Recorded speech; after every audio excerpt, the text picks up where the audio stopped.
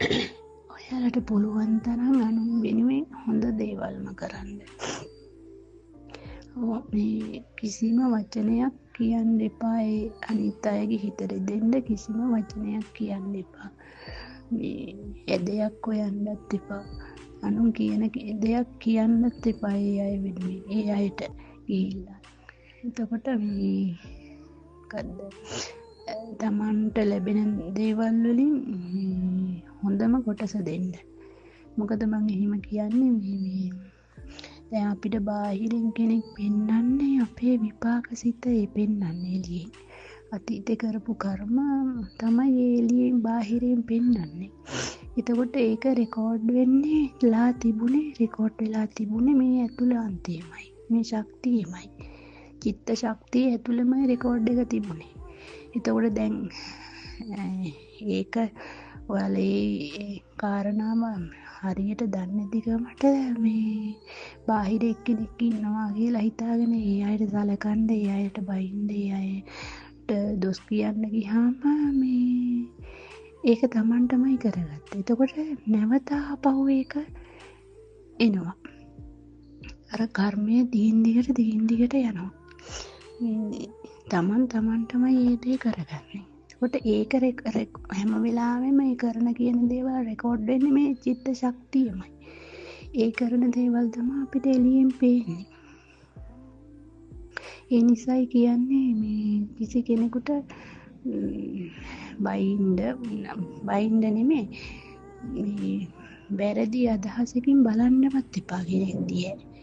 එහෙම බැලුවා කියන්නේම බලාගෙන තියෙන්නේ Tamanටමයි. එතකොට ඒක ආපස්සට Tamanටම එනවා. දැන් ඔය අපිට මේ එළියෙන් පේන්නේ අපි අතීතේ කරපු කර්ම. ඒ කර්ම තමයි දැන් මේ එළියෙන් පේන්නේ අපිට.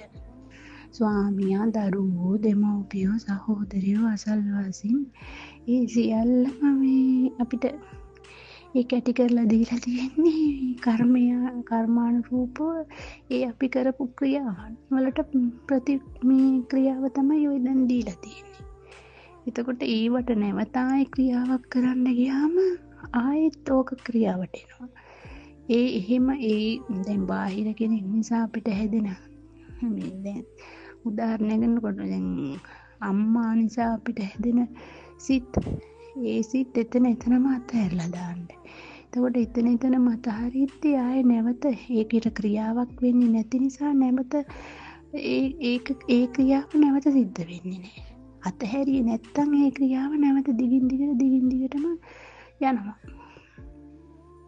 ඒකයි කියන්නේ මේ එළියේ කිසිම කෙනෙකුට එහෙම ඉංගියක්වත් දෙන්න එපා, කටින් ඇද කරන්නත් එපා. පුළුවන් තරම් තරමක් හොඳ කරන්න. අනිත් එක ධනාත්මක වෙන්න.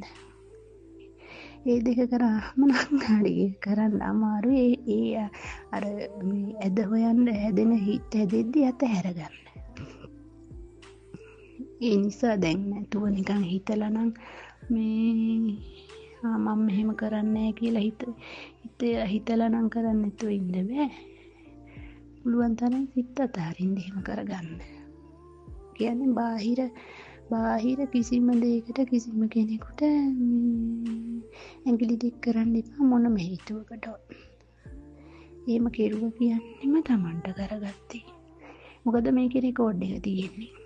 ඔය කවුරුත් පිට ඉඳලා මේ අපි දිහා බලන් ඉඳලා අපිට දේවල් මේ කරපු මේ කර්ම වලට විපාක දෙනවා නෙමෙයි.